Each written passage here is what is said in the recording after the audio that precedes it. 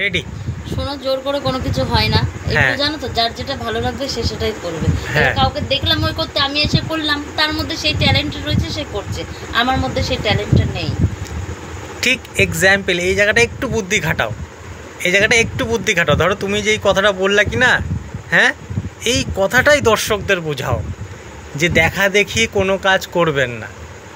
Same to same এটা অনেকেই ভুল করছে, দেখা দেখি অনেকে অনেক কিছু করে ফেলছে, কিন্তু এই ভুলটাই তো করে ফেলছে। এইটাই তুমি বোঝাও।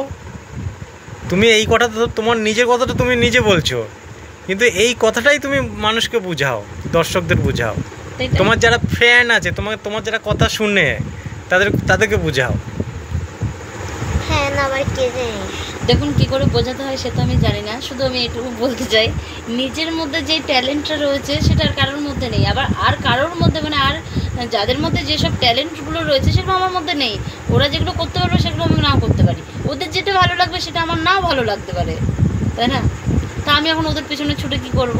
এখন আমাকে যদি বলা হয় ওরা যেরকম করছে তুমি সেরকম করো, আমি পারবো না, হয়তো কথা মিলবে না, তারপরে মুখের অ্যাটিটিউডটা সেরকম আসবে না।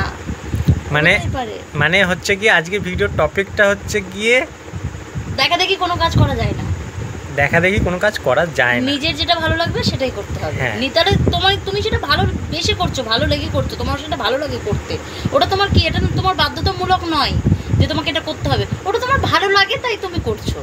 দেখো তোমার ভালো লাগতে লাগতে আসলে সবার দেখতেও ভালো লাগবে, না ওটা ভালো লাগে।